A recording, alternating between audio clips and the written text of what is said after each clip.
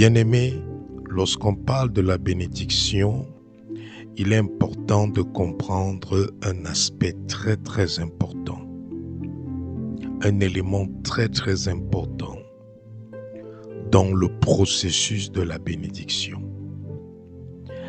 Et cet élément, bien-aimé, c'est le sacrifice. Tous ceux qui ont été bénis par Dieu ont sacrifié. D'autres ont sacrifié leur vie. D'autres ont sacrifié leur temps. D'autres ont sacrifié leurs ressources. D'autres ont sacrifié leur famille. Tous ceux qui ont été bénis par Dieu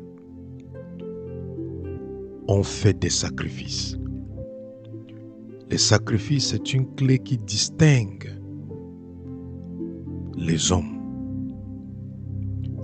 Ce qui fait la différence entre les individus, c'est les sacrifices que chacun fait. La foi chrétienne repose sur le sacrifice. Quelle est la plus grande bénédiction que Dieu nous a donnée? C'est le salut. Et comment est-ce que Dieu nous a bénis avec le salut? Comment est-ce que Dieu nous a bénis avec la grâce? C'est au travers d'un sacrifice. Le sacrifice de son Fils unique Jésus. Dieu a tant aimé le monde qu'il a donné son Fils unique, afin que quiconque croit en lui ne périsse point, mais ait la vie éternelle. Pour nous bénir, Dieu a sacrifié son Fils unique.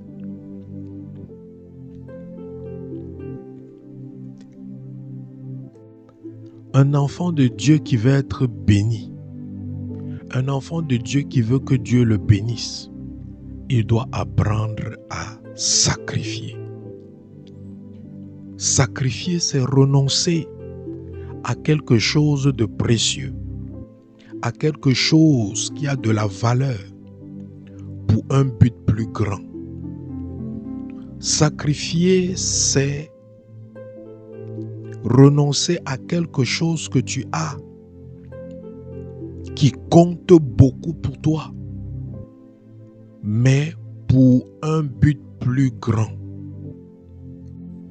Un vrai sacrifice, c'est quelque chose qui te coûte.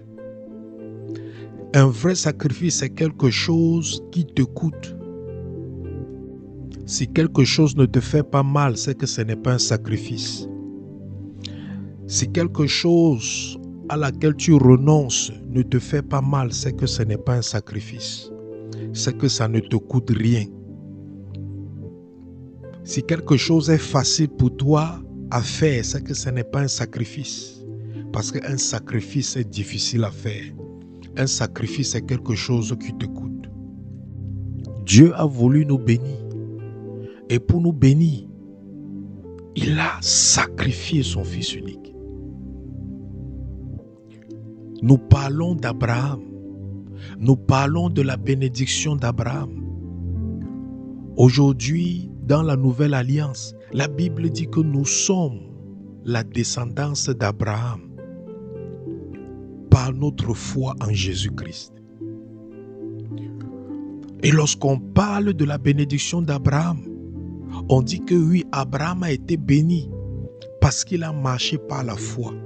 On dit que Abraham a été béni parce qu'il a obéi à Dieu. Mais on ne se pose pas aussi la question. Abraham a obéi à Dieu en faisant quoi? Quelle est l'action, quel est l'acte que Abraham a posé?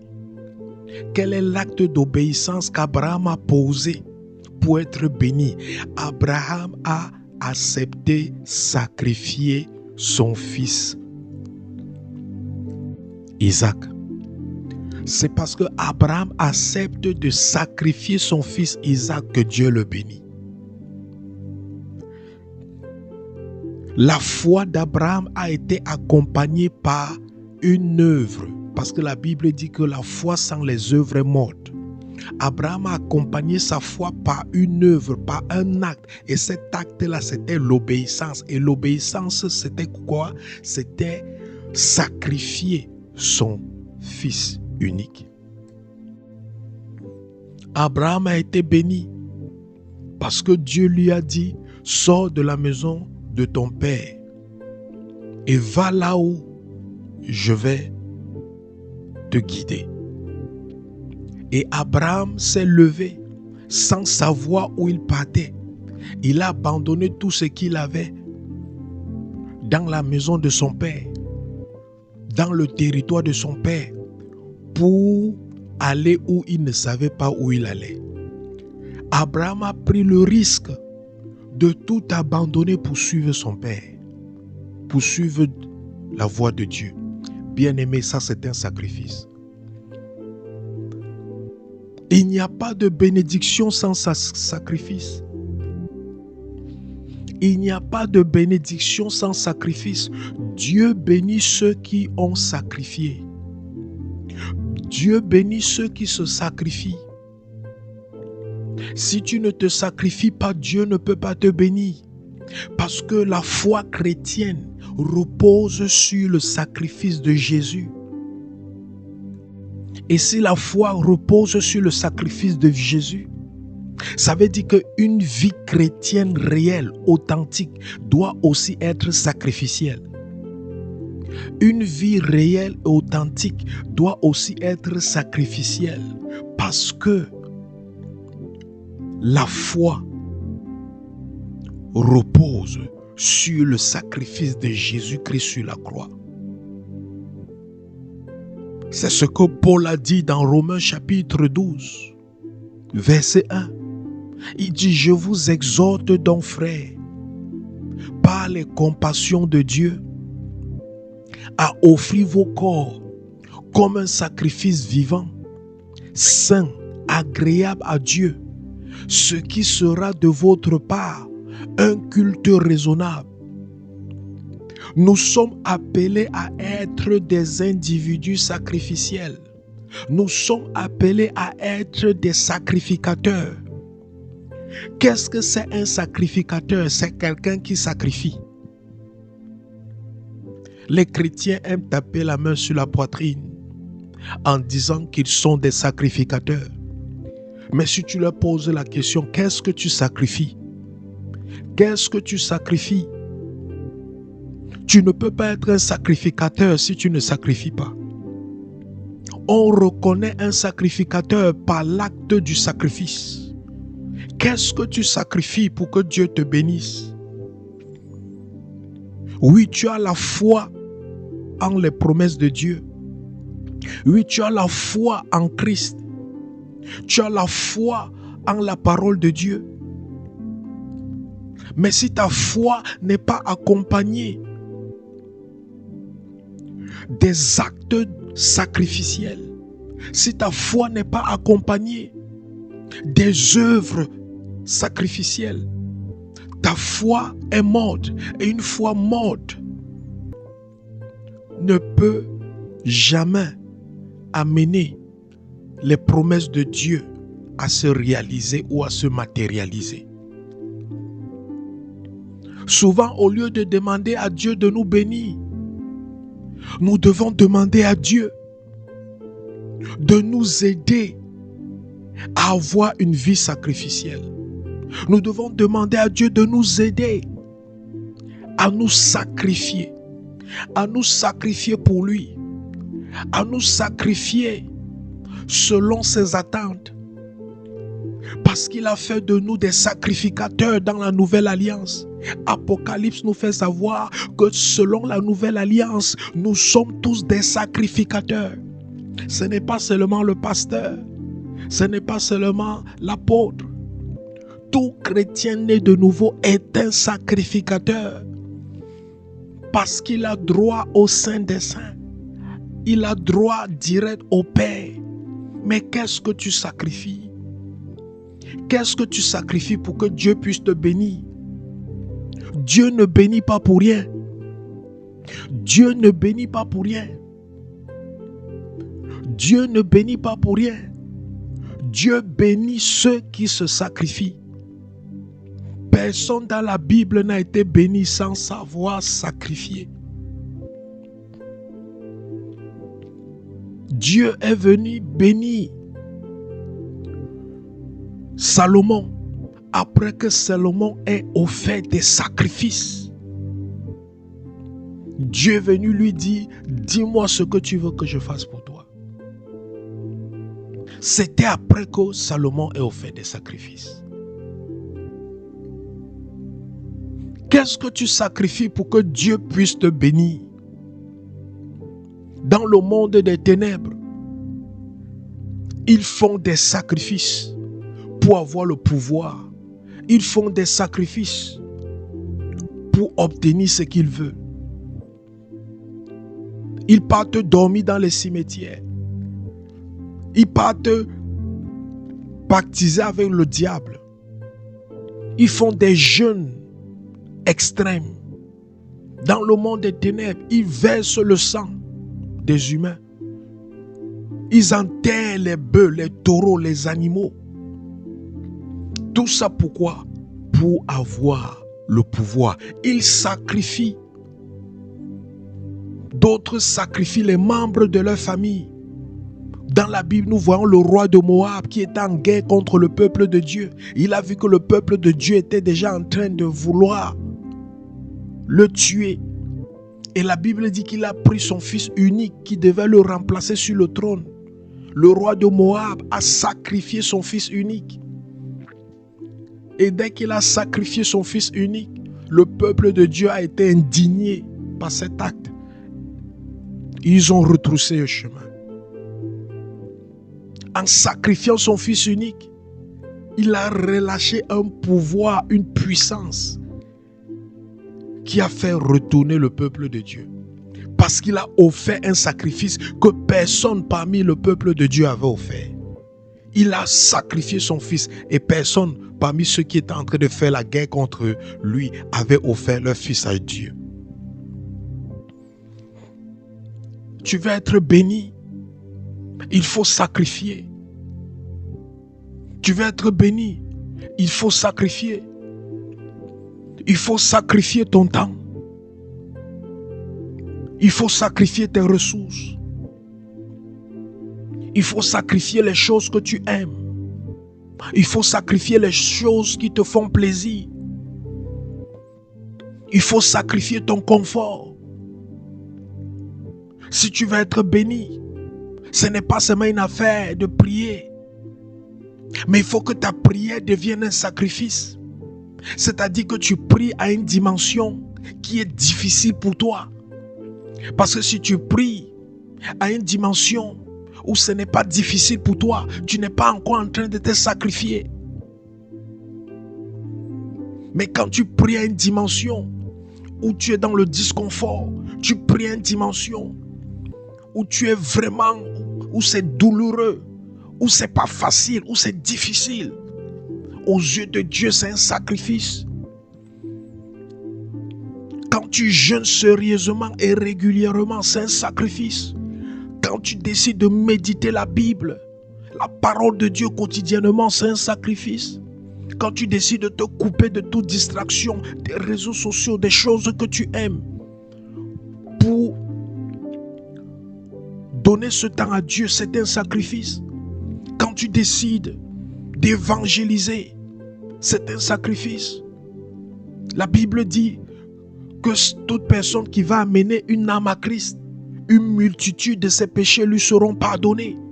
Pourquoi? Parce qu'il a fait un sacrifice. Il a sacrifié son temps pour gagner quelqu'un. On veut être béni, mais est-ce qu'on se sacrifie? On veut être béni, mais est-ce qu'on se sacrifie? Il n'y a pas de bénédiction sans sacrifice. Regardez dans le livre de 1 Roi, chapitre 17, du verset 8 au verset 16. La Bible nous parle de la veuve à Sarepta et du prophète Élie. Dans 1 Roi, chapitre 17, la Bible nous parle de Élie qui arrive à Sarepta Et il rencontre là-bas une veuve. Et il demande à cette veuve de l'apporter de l'eau. Et quand cette veuve apporte de l'eau, il demande à cette veuve maintenant de lui faire manger. Et lorsqu'il demande à la veuve de lui faire manger, qu'est-ce que la veuve répond? Lisons. 1 Roi chapitre 17, verset 11, verset 10.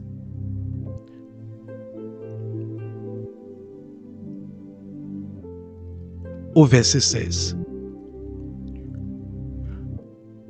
Il se leva et il alla à Sarepta. Il s'agit d'Élie. Comme il arrivait à l'entrée de la ville, voici il y avait une veuve qui ramassait du bois. Il l'appela et dit, va me chercher. Je te prie un peu d'eau dans un vase afin que je boive.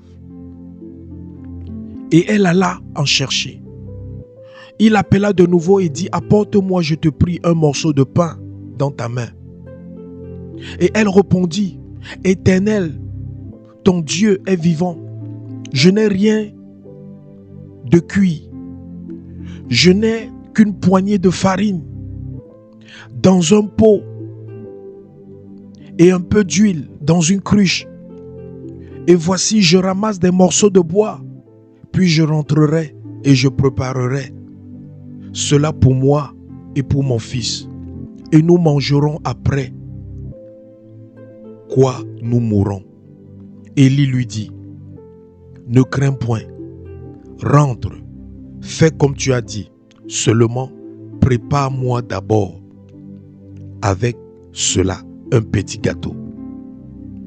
Et tu me l'apporteras, et tu en feras ensuite pour toi et pour ton fils. Car ainsi parle l'Éternel, le Dieu d'Israël, la farine qui est dans le pot ne manquera point, et l'huile qui est dans la cruche ne diminuera point. Jusqu'au jour où l'Éternel fera tomber la pluie sur la face du sol. Verset 15. Elle alla et elle fit selon la parole d'Élie, et pendant longtemps, elle eut de quoi manger, et elle et sa famille aussi bien qu'Élie. Verset 16. La farine qui était dans le pot ne manqua point, et l'huile qui était dans la cruche ne diminua point, selon la parole de l'Éternel, selon la parole que l'Éternel avait prononcée par Élie. Cette femme s'apprêtait à aller mourir, à manger son dernier repas et à mourir avec son fils. Et l'homme de Dieu vient et lui dit, prends ton dernier repas, sacrifie-le. Donne-moi ton dernier repas. Et pendant que tu me donnes ton dernier repas comme un sacrifice, mon Dieu va se rassurer que tu ne manques jamais à manger, ni les gens de ta maison. Qu'est-ce qui a mené la bénédiction sur cette femme? L'obéissance à la parole de Dieu. Mais quel est l'acte qu'elle a posé? Quel est l'acte d'obéissance que la veuve de Sarepta a posé envers Dieu? Elle a sacrifié. Elle a sacrifié. Sacrifié quoi? Elle a sacrifié son dernier repas. Et c'était quelque chose qui avait le plus de valeur pour elle, parce que c'était leur dernier repas. Il n'y avait pas à manger. Il n'y avait plus à manger. Elle savait qu'après ce repas, elle et son fils devaient mourir. Mais parce qu'elle a sacrifié cela, en obéissant à la voix de Dieu, en obéissant à l'instruction de l'homme de Dieu, qui venait de Dieu, elle n'a plus jamais manqué. Souvent, nous manquons dans nos maisons parce que nous n'avons pas obéi à Dieu en sacrifiant. Souvent, on dit qu'on ne veut pas sacrifier parce qu'on dit qu'on n'a rien. Cette femme a sacrifié ce qui lui restait. Souvent, on ne veut pas sacrifier en disant qu'on n'a pas assez. Cette femme a sacrifié tout ce qui lui restait. Elle n'a pas dit que je vais sacrifier quand j'aurai en abondance.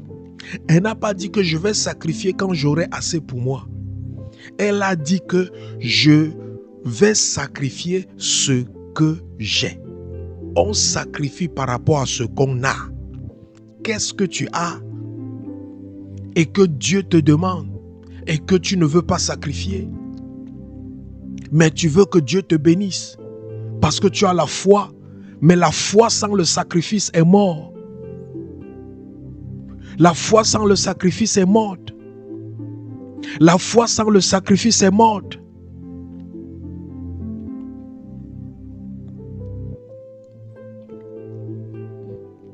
Ne me parle pas de ta foi si tu ne me présentes pas les sacrifices qui l'accompagnent. Et tu ne peux pas avoir la bénédiction sans la foi.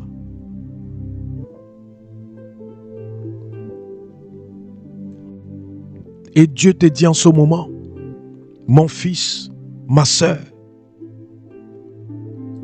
mon frère, ma fille,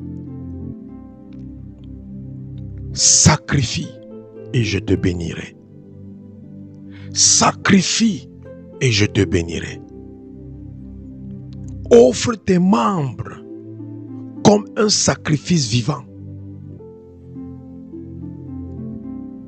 Offre-moi ta vie comme un sacrifice. Sacrifie tes plaisirs pour moi.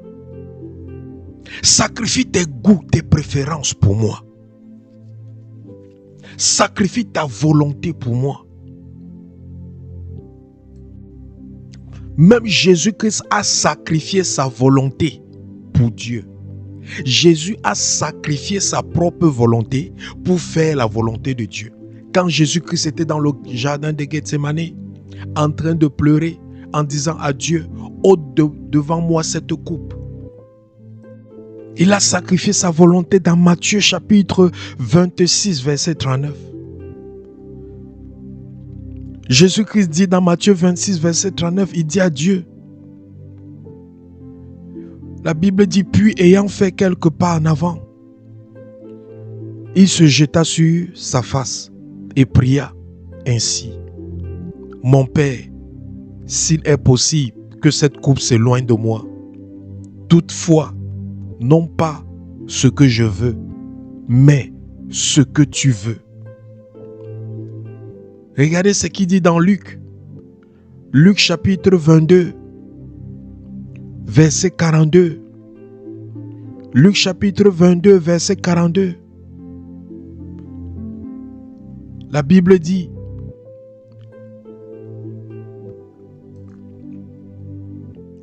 au verset 41, la Bible dit, puis il s'éloigna d'eux à la distance d'environ un jet de pierre, et s'étant mis à genoux, il pria, disant, verset 42, Père, si tu voulais éloigner de moi cette coupe, toutefois, que ma volonté ne se fasse pas, mais la tienne. Jésus-Christ a dit, Père, éloigne cette coupe de ma face. Je ne veux pas aller sur la croix. Mais après, Jésus-Christ s'est ressaisi. Il a dit, mais toutefois, ne fais pas ma volonté, mais que c'est ta volonté qui soit faite. Jésus-Christ a sacrifié sa volonté pour la volonté de Dieu. Dieu appelle quelqu'un aujourd'hui à sacrifier sa volonté pour sa volonté. Dieu t'appelle aujourd'hui à sacrifier ce que tu veux pour faire ce que lui, il veut. Et il va te bénir. Dieu t'appelle à sacrifier tes ressources. Dieu t'appelle à sacrifier tes finances. Dieu t'appelle à sacrifier ton temps. Dieu t'appelle à sacrifier tout ce que tu as d'important pour être béni. Parce qu'il n'y a pas de bénédiction sans sacrifice. Souvent, au lieu de prier que Seigneur bénis-moi, tu dois prier que Seigneur, que veux-tu que je sacrifie? Je sacrifie. Au lieu de dire Seigneur, bénis-moi, tu dois dire Seigneur, que veux-tu que je sacrifie dans ma vie? Peut-être tu peux te dire que je n'ai rien. Parce que tu penses que lorsqu'on parle de sacrifice, on parle seulement des finances. Abraham a sacrifié l'argent. Abraham a sacrifié les finances. Mais n'est-il pas reconnu aujourd'hui comme le père de la foi?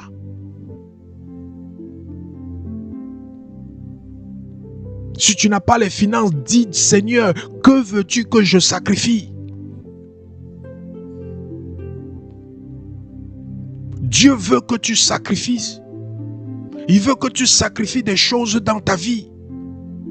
Il veut que tu sacrifies des choses auxquelles tu as droit. Mais que tu décides de renoncer à ces choses à cause de lui. Et quand tu le fais, il va te bénir.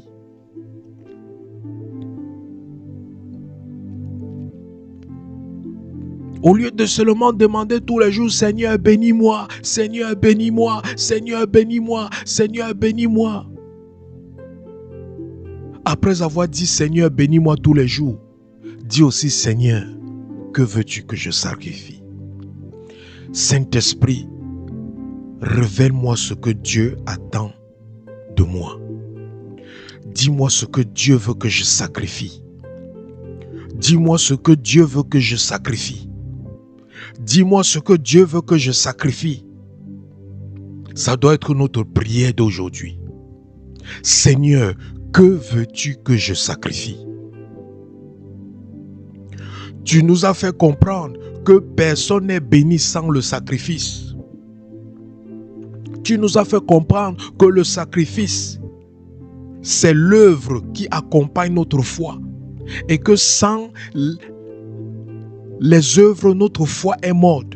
Et parce que nous ne voulons plus avoir une foi morte, fais-nous comprendre l'œuvre qui doit accompagner notre foi. Fais-nous comprendre les sacrifices que nous devons faire. Tu nous as dit dans Romains chapitre 12 de offrir nos membres comme un sacrifice vivant, saint et agréable à Dieu.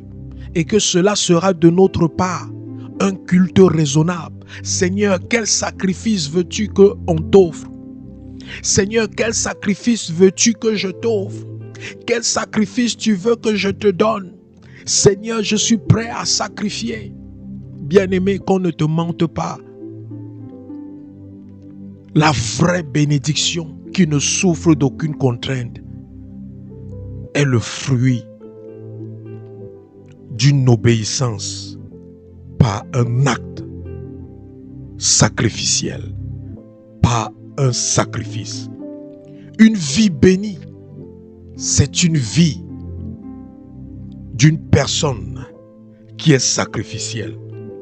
Un vrai sacrificateur, c'est un individu qui sacrifie. Et son sacrifice est un culte raisonnable à son Dieu qui l'a créé. Bien-aimé, là où tu te trouves, tu vas élever ta voix. Tu vas dire à Dieu, j'ai écouté ta parole. Je suis prêt à sacrifier. Et certains même n'arrivent pas à sacrifier bien qu'ils savent qu'ils doivent sacrifier. Certains n'arrivent pas à sacrifier bien qu'ils savent qu'ils doivent sacrifier. Et vous allez me dire qui? Ananias et Saphira.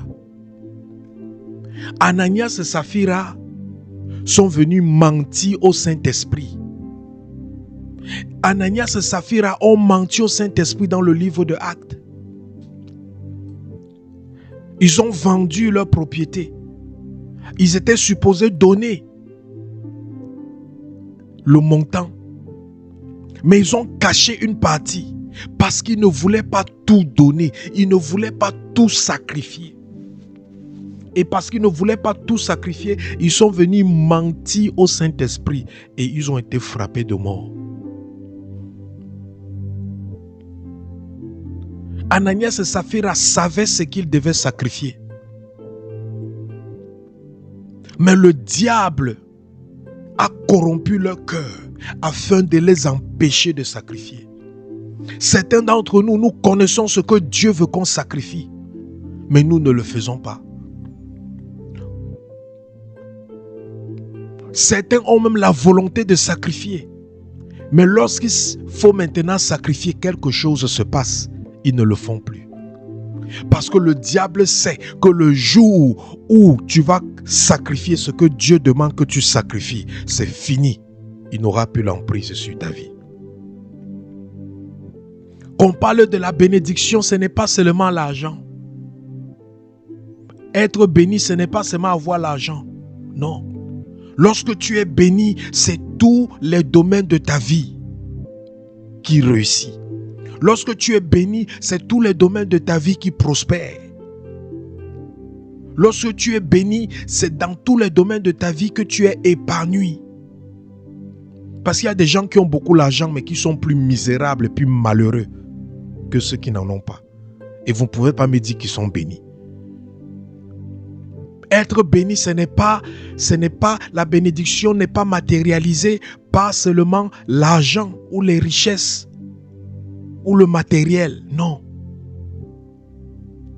Tu ne peux pas dire que tu es béni quand tu n'as pas la santé.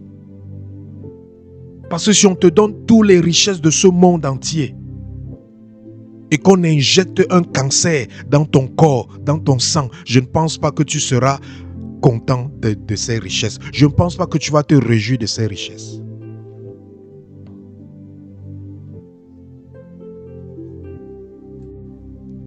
Il y a des gens qui ont tout, mais leur problème, c'est l'enfantement. Ils ont tout, mais l'enfantement, c'est leur problème. Il y a des gens qui ont tout, mais leur problème, c'est le manque de finances. Il y a les gens qui ont tout, mais leur problème, c'est une situation particulière dans leur vie. Et ils ne savent pas que pour résoudre ce qui leur manque là, il faut que la bénédiction soit à l'œuvre. Parce que lorsque la bénédiction est à l'œuvre dans ta vie, c'est tous les domaines de ta vie qui sont arrosés. La bénédiction, lorsque ça arrose quelqu'un, tous les domaines de sa vie sont arrosés. Tous les domaines de sa vie sont arrosés. Tous les domaines de sa vie sont arrosés.